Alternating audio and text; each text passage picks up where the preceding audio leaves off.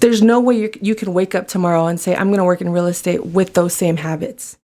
Welcome back to the Keys podcast. I am your host, Lillian Hernandez, but you can call me Lily, like the flower, because we are learning and growing together. And I'm giving you the keys because there are no gatekeepers here. And in this episode, we are talking all about what to do before you quit your 9-to-5 to start a career in real estate. Whether you're working part-time, full-time, temporarily, unemployed, before you quit and dive into the world of real estate, there are a few things you should consider or take action on as soon as possible. So let's jump straight into today's episode. It is important to always have a strong why. The reasons you do anything, the reason you're choosing to leave this version of you behind, leave this career behind to start a career in real estate. Change is inevitable for all of us. But change with impact, change with sustainability, change for life requires you to change as well.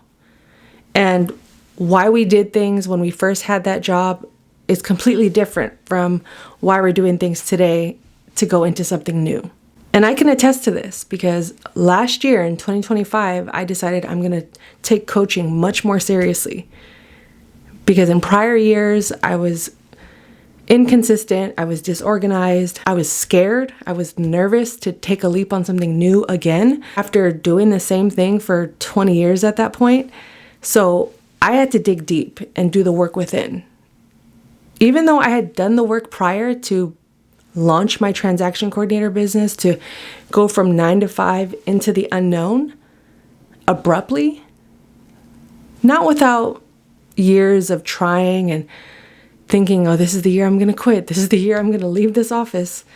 There were many attempts, but through those moments, I knew if I need to see a change in my life, I have to change. So anytime I start something new, I reevaluate what are the choices I'm currently making? What can I keep? What can I let go? And what can I continue to work on? And alongside that, why am I doing this in the first place? And the reason I say you should have a strong why is because in times when things are great or really low, your why is going to sustain you.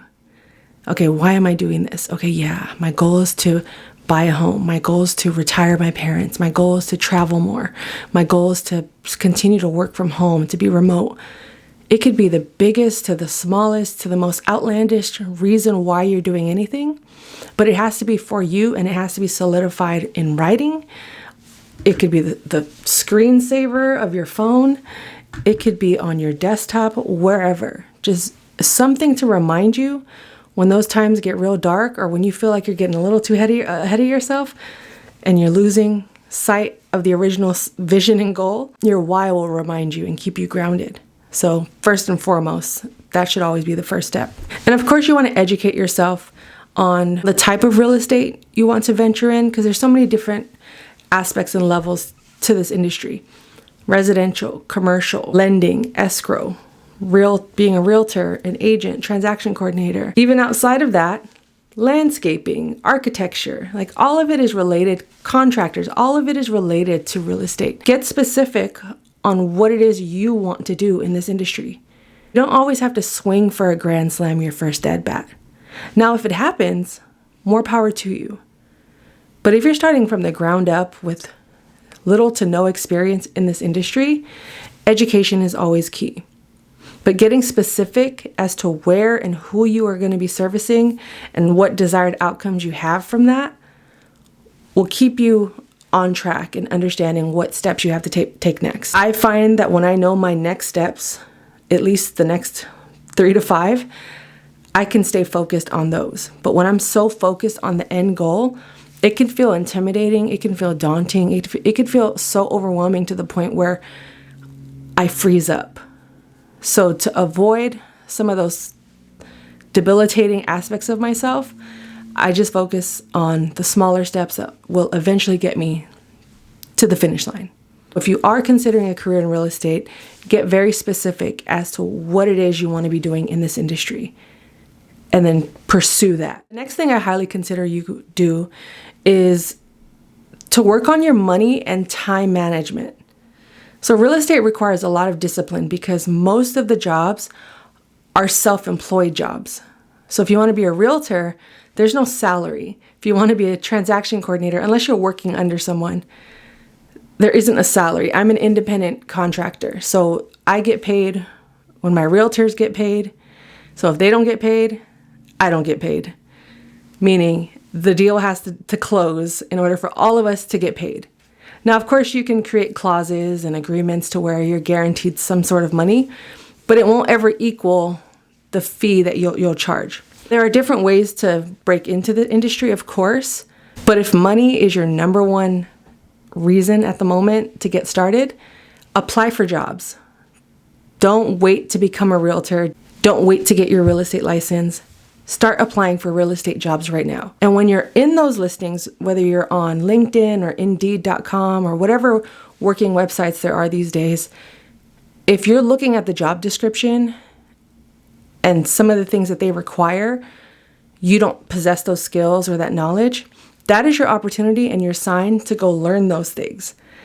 To consider hiring a coach like myself that coaches people through this process. From the beginning, from contract to close. Getting your first client, maintaining your first client, then getting your first file, closing your first file. I'm here to support you in that journey. It's up to you to start and take those first few steps. So if your objective is to make money quick for now, and I hope that mindset shifts because obviously we all want money.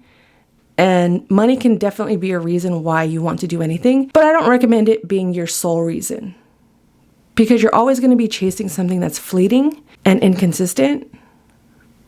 And it's just a lot of heartbreak. When you prioritize money and put it first, know what your expenses are, know how much it's going to cost you to start this new career, whether it's exams or hiring coaching, taking classes, whatever the case may be, budget for that and then go from there. Talk to experts like myself or other coaches and mentors in the industry and see what they're paying for things right now so you can mentally prepare for those things. Time management and money management are key. So if those are things that you struggle with now, there's no way you can wake up tomorrow and say, I'm going to work in real estate with those same habits. You have to correct. Yeah, you got to check yourself before you wreck yourself. I'm telling you. And I checked myself multiple times. I've lost clients because of my bad habits and my stubbornness and refusal to change, or my laziness and complacency out of fear that I was going to mess up or disappoint, when in actuality, not changing my ways, it was inevitable that those things fell apart. So to save you some headaches, to save you some time and effort, I highly suggest that any habits that you feel can become a distraction, to take you off course, to disrupt your discipline. If you lack discipline, last year in 2025, discipline was my word of the year because I knew discipline was one of those areas that I lacked. Am I capable of showing up for the job, getting the work done? Yeah, absolutely. There's no doubt about that. But was I frantically showing up to do the job? Was I sleeping in and catching up and piling all my work together all at once and doing it at not to the best of my ability? Yes. So I had to clean up my act. And through that discipline and learning different ways where I can shift how I view time, how I fix my sleep, how I change what I eat before I go to bed, eating for energy versus just pleasure, reading books, following different people on social media, deleting social media. I deleted Instagram. I quit drinking. These were things that were consuming me. So I had to look at what was consuming me the most and then just gradually or forcefully push it out of my life. And eventually, I changed my habits, my ways, my thinking, and even people started to leave my life. Friends and community members that I'd been connected with for decades. We parted ways, and you're going to notice that. I don't know how much I could prepare you for that outside of just warning you that that is a possibility. When you start to change, your surroundings, your environment is also going to change. People might judge you. People might get angry at you. People will love you even more. And that is something I'm grateful for. At my big age of 41, I've gone through so much loss, so many wins, so much change. And I've adapted to the idea of transition. That's something I'm not afraid of anymore, but I also know I have to still dig deep to just take those first couple of steps. If you're someone right now, either watching HGTV, or maybe you hate your job, you're at your job right now listening to this, or you're on your way to the job that you hate, I feel you. I was there for 15 plus years. My young adult life, I spent every day showing up to a place I despised. And unfortunately, I was doing all of us a disservice by showing up to that place, not performing to the best of my ability, not wanting to be there. As much as there were times where I felt I was being disrespected, I have to look in the mirror as well and realize, well, I was disrespecting their time by showing up late, not sticking to the dress code, doing things on my time, not when they were supposed to be done, because I was rebelling. I was resisting the fact that I wanted to even be there. So my ego, my mood, all got the best of me in those moments. So if you're in that situation, if you're in a similar situation, I know it could be tough, especially in this economy, to feel like, well, what else am I supposed to do? Gradually work through this process. Like I said earlier, it does not have to be a grand slam right out the gate. My leap of faith took 2 years before I finally said I quit. And then once I said I quit, it still took me about 6 months to get things off the ground. And then fast forward to present time, this time last year, 2025, I was saying I'm going to start my coaching business. It didn't mean that I got my first client January 2nd.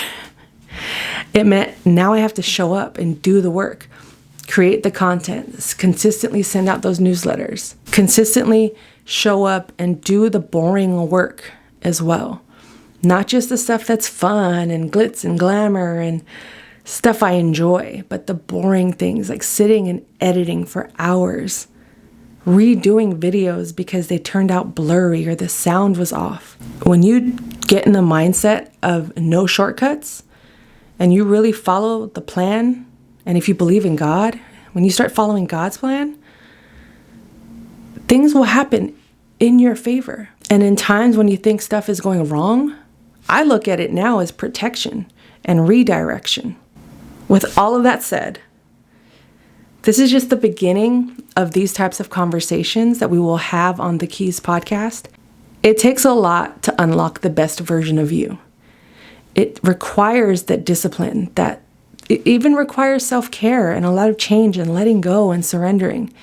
Stuff that I wasn't willing to do because I was so set in my ways. I was so afraid of things changing that I didn't believe that things could be better for myself. But they got 10 times better when I just let go of my past and said, I'm in it. I'm committed. I'm going to do this and see it out. One day at a time, one brick at a time, one task at a time. I love when the grand slams happen, but I don't need the grand slam. I just need the at-bat.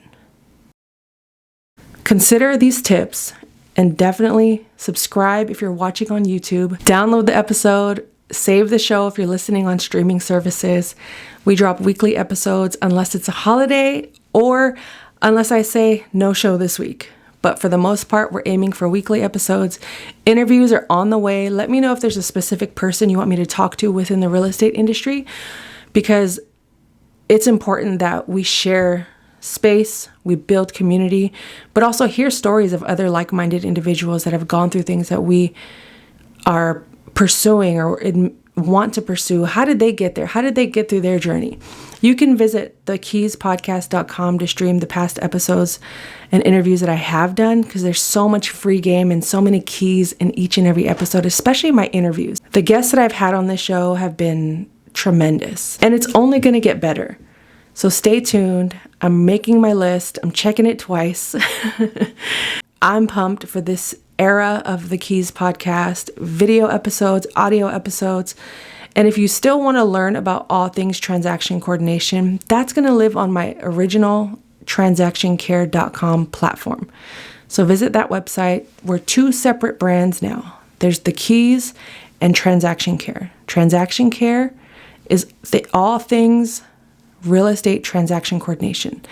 The Keys is real estate business mindset with conversations with myself, my colleagues, and as well as new voices and faces with people I've never met. So stay tuned. I'm learning and growing through this process because being a podcaster in this day and age is an actual job. And when someone wants to sponsor the show, email thekeyswork@gmail.com, okay? Let me make sure to plug that. But I'm pumped. New episodes every Monday, unless I say so. Again, not on holidays, and if I decide to not have an episode that week, but stay tuned. Visit thekeyspodcast.com and let me know how your journey in real estate is going. Schedule a free, yes, I said free, discovery call with me. I know the importance of a free 20-minute call when you're feeling stuck, when you're feeling overwhelmed, and you just don't know what direction to start or go in. Sometimes just talking it out with somebody who's been there can change your life 180, a full, complete turnaround. So schedule a free discovery call with me. And then if you feel inclined to, we can discuss coaching options afterwards. But there's no pressure. Of the Keys podcast. Thank you for listening. My name is Lillian Hernandez, but you can call me Lily, like the flower. And until the next episode, I'm giving you the keys. There are no gatekeepers here. Hit that subscribe button, and I'll catch you on the next episode.